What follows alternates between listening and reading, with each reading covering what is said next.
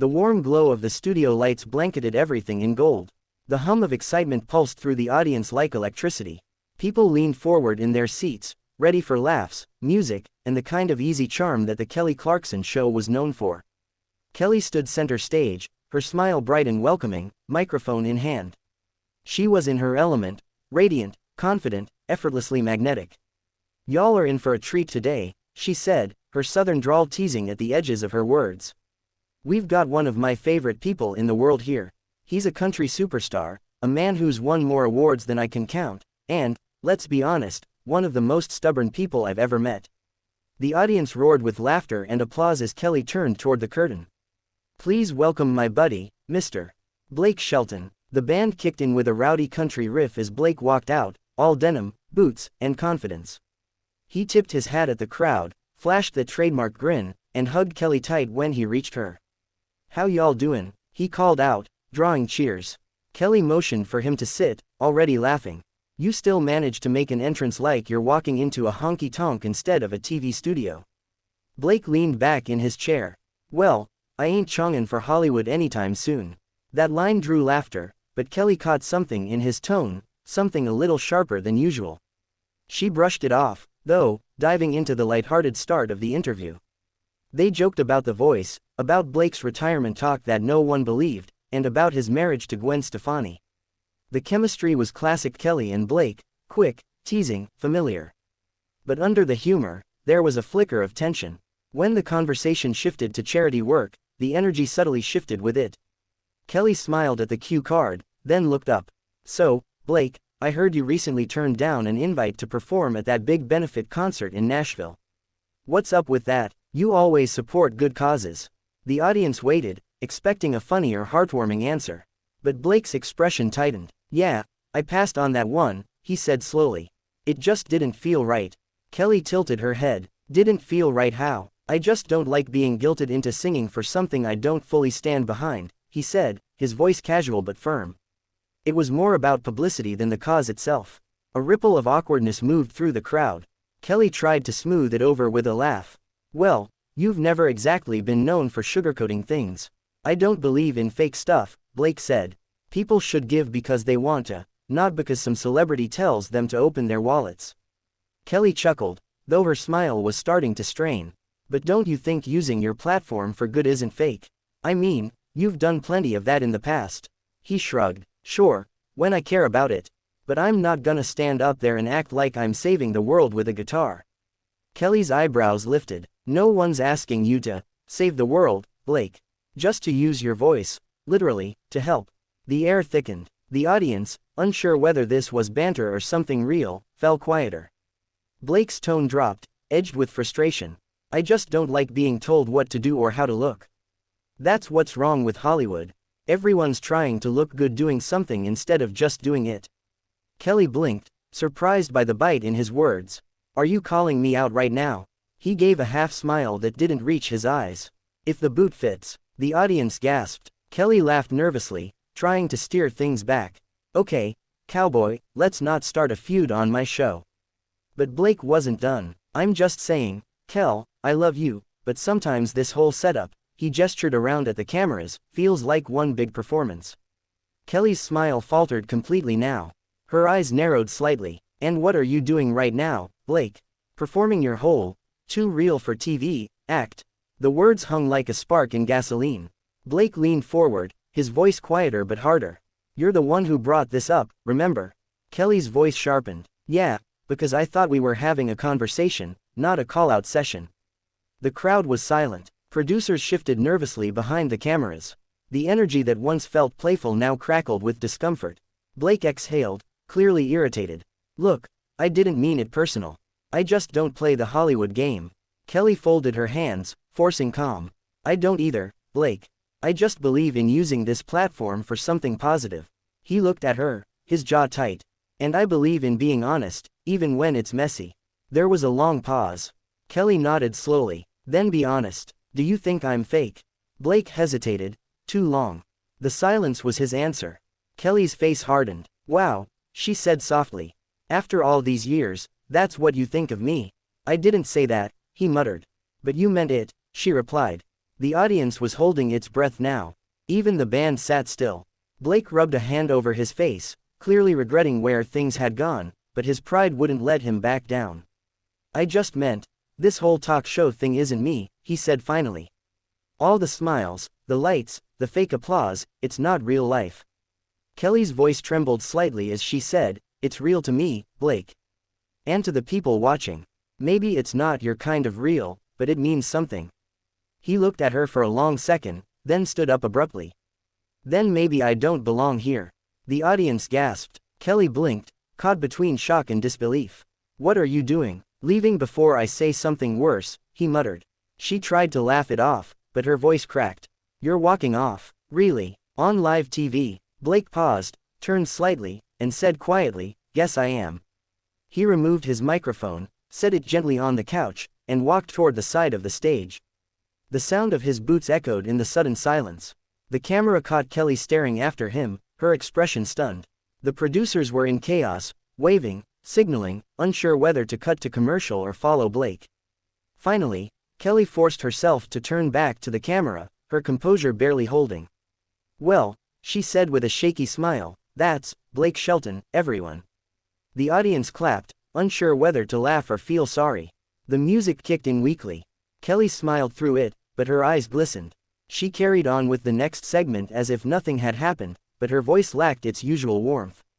Behind the scenes, Blake kept walking, past the stagehands, past the producers calling his name, out through the service door. The California sun hit his face as he stepped outside, his jaw tight, heart pounding with anger and regret. For the first time in his career, Blake Shelton had walked off a show.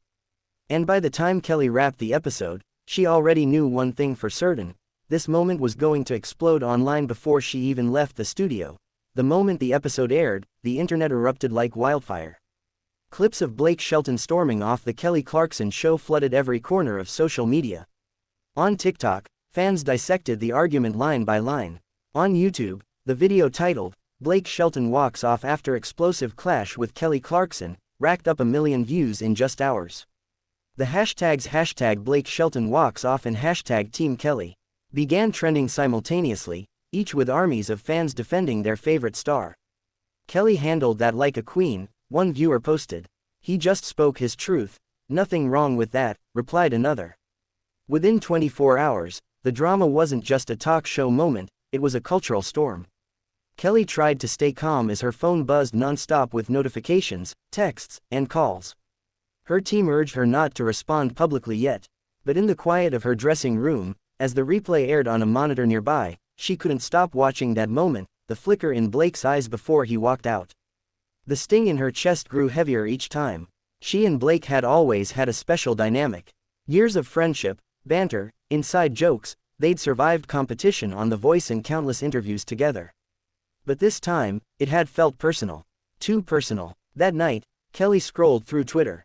Some fans accused her of ambushing Blake with a loaded question. Others said Blake was disrespectful and unprofessional. What hurt most were the comments suggesting their friendship was fake, that their chemistry on The Voice was just TV magic. She turned off her phone and stared out the window of her apartment, the Los Angeles skyline glimmering in the distance. For once, the city that always felt full of life seemed eerily quiet. Meanwhile, in Oklahoma, Blake Shelton sat alone on his porch, a bottle of beer in his hand and his guitar leaning against the railing. The sound of crickets filled the warm night air. He'd watched the episode once, and that was enough. He could see the look on Kelly's face when he'd said those words. The regret hit him like a slow, heavy wave. He wasn't angry anymore. He was ashamed. His phone buzzed constantly, publicists, friends, even Gwen asking if he was okay. But he didn't answer. He didn't have the right words yet. "Damn it," he muttered under his breath, tipping his hat back and staring at the sky. "Why'd I have to go and ruin that?" The next morning, Entertainment Tonight ran the headline. "Blake Shelton leaves Kelly Clarkson's show mid-interview, tension between friends." By lunchtime, every entertainment outlet was covering it. Clips looped endlessly, each network framing it their own way, some sympathetic to Blake's authenticity, others highlighting Kelly's professionalism. Blake's manager finally called. "You should make a statement, Blake. Something simple, just to calm the storm." He hesitated. "What would I even say? Sorry for being a jerk on national TV. That'd be a start," his manager said dryly. He sighed. I'll think about it, but he didn't post anything that day. Or the next. By day 3, the backlash had started to turn. Fans who initially defended him began questioning his silence. Kelly's show released a short, carefully worded statement. Kelly and Blake have been friends for many years. Sometimes, friends have passionate discussions. We appreciate our fans' support and understanding. It was diplomatic, professional. But Blake could tell it came from her. He knew her tone, even through a press release. That night, he sat down at his kitchen table and finally typed out a message to her. Blake, I owe you an apology. I was out of line. You didn't deserve that, not on your show and not ever.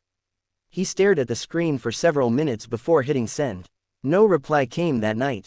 Kelly didn't see it until the next morning. She was getting ready to record a music segment when the message popped up.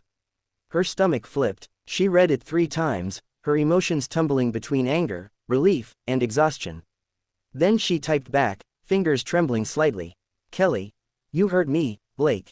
You made me feel small, in front of an audience, when I was just doing my job. She didn't expect him to respond right away, but his reply came within minutes. Blake, you were doing your job.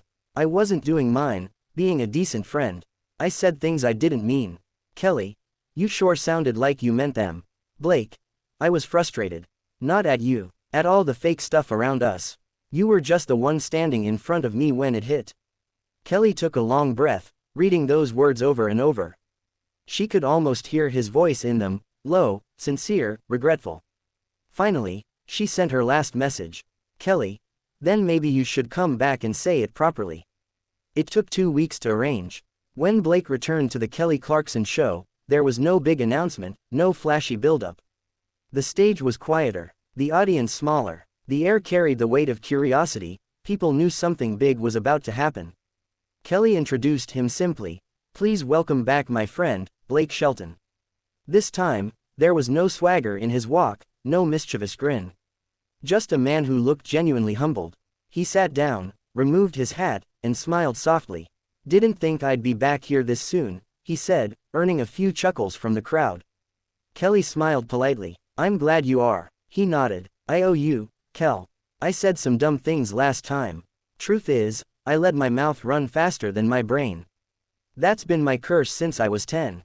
The audience laughed gently, but the sincerity in his tone was unmistakable. I respect you, he continued.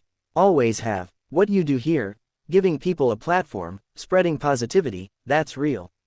I should have remembered that. Kelly's eyes softened. Thank you for saying that. I think we both got caught up in the moment. We care about different things, but that doesn't mean we stop respecting each other. He smiled faintly. That's what friends do. They fight, they screw up, they come back, and they drink whiskey over it later. The audience erupted in laughter and applause.